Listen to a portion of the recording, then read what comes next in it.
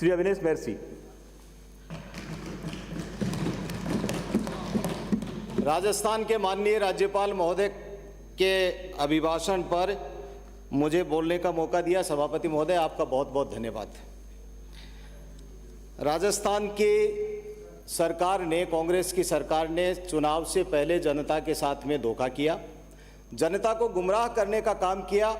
0.5% vote फर्क से राजस्थान में आप लोग उधर की साइड में बैठे हुए हो। किसानों के साथ में कर्जा माफी का वादा किया, नौजवानों को रोजगार देने की बात कही, बेरोजगार नौजवानों को बेरोजगारी भत्ता देने के लिए गुमराह करने का काम इस राजस्थान की सरकार ने किया। और उसके बाद में बिजली के बिल नहीं बढ़ाएंगे, उद्योगों के अंदर हम इतना विकास कर देंगे। और उसकी मैं बात करूं, यदि उद्योग की किसी भी राज्य के विकास के लिए सबसे ज़्यादा यदि किसी की ज़रूरत होती है तो वो मंत्री महोदया बैठी हैं, उद्योग विभाग की है। अभी अक्टूबर 2022 में सरकार का इन्वेस्टमेंट समिट हुआ, बहुत प्रचार प्रसार किया गया सभापति महोदय। 100 करोड़ से ज़्यादा इसके अंदर खर्च किया गया और ऐलान किया गया कि 11 लाख करोड़ रुपए के MOU हमने कर दिए हैं। माननीय सभापति महोदय, जुलाई 2022 केंद्रीय मंत्रालय के उद्योग संवर्धन और आंतरिक व्यापार विभाग की जो रिपोर्ट है, ताज़ा रिपोर्ट, वो रिपोर्ट ये कहती है कि 2020 में राजस्थान में 3,950 करोड़ रुपए निवेश किए गए और 2021 में 4,092 करोड़ रुपए निवेश आया। पिछले 2 वर्ष में यदि इनका योग कर लिया जाए तो 8,050 करोड़ रुपए का इन्वेस्टमेंट आया है आपके राज्य में। अब उसके बाद में 4,192 करोड़ रुपए के MOU किए गए और 647 मात्र धरातल पर उतरे। तो अब आपके पास में कौन से जादू की छड़ी है जिसके कारण आप थोथी घोषणाएं करते जा रहे हैं और हम राजस्थान के अंदर इतना उद्योग लगा देंगे।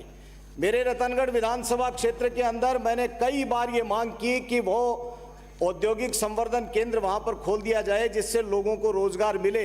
आज दिन तक उद्योग विभाग ये पूछ रहा है कि ये औद्योगिक संवर्धन केंद्र होता क्या है। राजस्थान की सरकार को इस बात का पता भी नहीं है।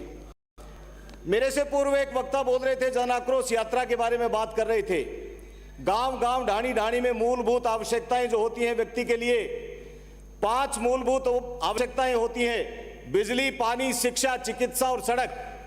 इनके ऊपर राजस्थान के क्या हालात है राजस्थान में, ये आप लोगों को जन आक्रोश यात्रा में जो लोग गए हैं उनको वहां की जनता ने किस तरह से त्राहिमाम कर रही है, इस बात का ताजा उदाहरण गांव गांव ढाणी ढाणी में हुआ है। ऐसी स्थिति के अंदर क्या बोल रही है मंत्री महोदय? कोई नहीं बोल रहा, आप अपनी बात कहें बीच में, लेकिन आप सभापति महोदय ये कह दीजिए, ये बीच में बोलेंगे तो ये समय इनका जाया होगा। आप आसन को संबोधित करें, मैं समय काट लूंगा। आसन को करें लेकिन ये बीच में नहीं बोलेंगे, ये मैं निवेदन कर देता हूँ, आसन के माध्यम से निवेदन कर रहा हूँ। कोई बीच में नहीं बोलेगा, बोलेगा तो उसका समय जो है वो हमारे जुड़ा रहेगा। सिर्फ आप ही बोल रहे हैं, कोई नहीं बोल रहा है। माननीय सभापति महोदय, बिजली की बात करें, बिजली वाले मंत्री जी अभी यहाँ बैठे थे। कड़ाके की ठंड में किसानों के हालात देखे नहीं जा सकते हैं। मेरे चूरू जिले के अंदर और मेरी रतनगढ़ विधानसभा क्षेत्र के अंदर जब रात को किसान को बिजली दी जाती है तो वो पाइप के अंदर बर्फ के टुकड़े बाहर निकलते हैं, किसान वहां खड़ा नहीं रह सकता है। और उसके अंदर ये जो पाले ओला पड़ा है और ये जो पाले की स्थिति आई है, इसके कारण किसान की फसल बर्बाद हो गई।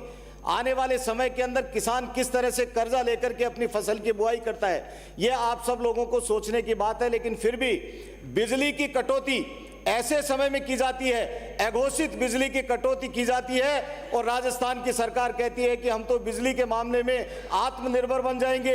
फिर आत्मनिर्भर बन गए तो ये बिजली की कटौती क्यों की जा रही है?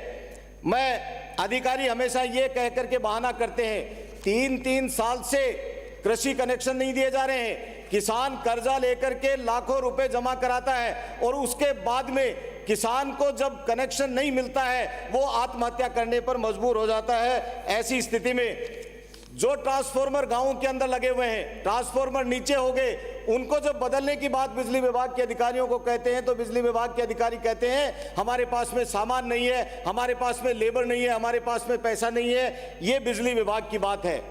राजस्थान की इस नाकारा सरकार ने ये तय कर लिया कि गरीब की झोपड़ी में रोशनी नहीं होने देंगे।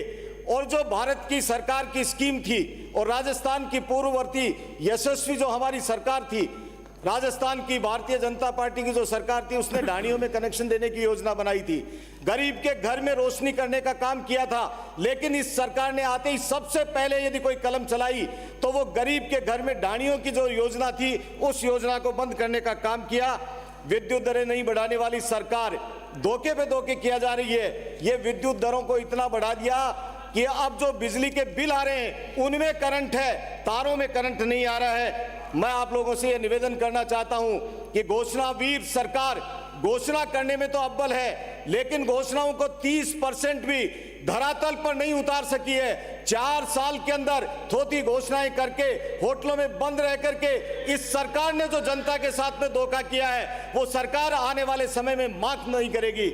आने वाले समय में पानी की बात करें, अभी मेरे से पूर्व वक्ता कह रहे थे कि हमारे के यशस्वी प्रधानमंत्री नरेंद्र मोदी ने सपना नहीं देखा बल्कि ये कल्पना की कि मैं घर घर से नल से पानी पहुंचा दूंगा, और उस उल्टा करने का काम राजस्थान की सरकार ने किया।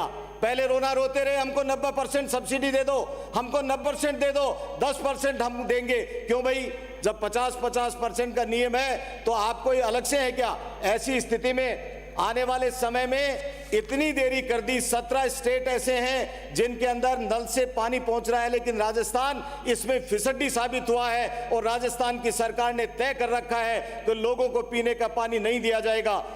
योजना बनाने के लिए कमेटियां बना दी, पैसा जमा हो गया। गांव के लोग हमसे पूछते हैं कि भाई साहब पानी कब मिलेगा? मैंने कहा पूछो राजस्थान सरकार से कि पानी कब देंगे। ये स्थिति बिजली के बाद में पानी की है। चिकित्सा बड़ी बातें कर रहे थे अभी मेरे से पूर्व वक्ता, और ये कह रहे थे क्या किस मुंह से बोल रहे हो? आयुष्मान भारत की योजना, अपनी बात समाप्त करें। अल्लो ये लो, ये क्या हुआ? योजना समाप्त होगी। ये बिजली की बात करें, पानी की बात करें, शिक्षा के अंदर विद्यालय खोल दिए, विद्यालयों के अंदर टीचर्स नहीं है, इंग्लिश मीडियम स्कूल को खोलने की बात कर दी, अंग्रेजी पढ़ाने वाले विद्यार्थी नहीं है। रतनगढ़ को जिला बनाने की बात करता हूं, ये बोलने नहीं देते हैं साहब, क्या करें? रतनगढ़ को जिला बनाने की बात मांग मैं कर रहा हूं। राजलदेसर को तहसील बनाओ, रिको इंडस्ट्रियल एरिया को ग्रोथ सेंटर बनाओ, और जो सीएचसी और पीएचसी की बातें हैं, मैं चिकित्सा की बात कर रहा था, अस्पताल खाली पड़े हैं। रतनगढ़ के अस्पताल को जिला अस्पताल बना दिया लेकिन डॉक्टर्स नहीं है। सीएचसी खाली पड़ी है, पीएचसी खाली पड़ी है, स्कूलें खाली पड़ी है। ऐसी स्थिति में पानी, बिजली, शिक्षा, चिकित्सा, सड़क, सब मामलों में राजस्थान की सरकार फेल हो गई। और उद्योग विभाग के अभी हालात मैंने बताई। ऐसी स्थिति में राजस्थान की सरकार जनता के साथ में और अन्याय नहीं करे, अन्याय करना बंद कर दे। और आने वाले समय में ये जो फॉर्च्यूनर की बात कर रहे थे ना, अब तो टेम्पो में आ गए हो। धन्यवाद। जय हिंद, जय भारत।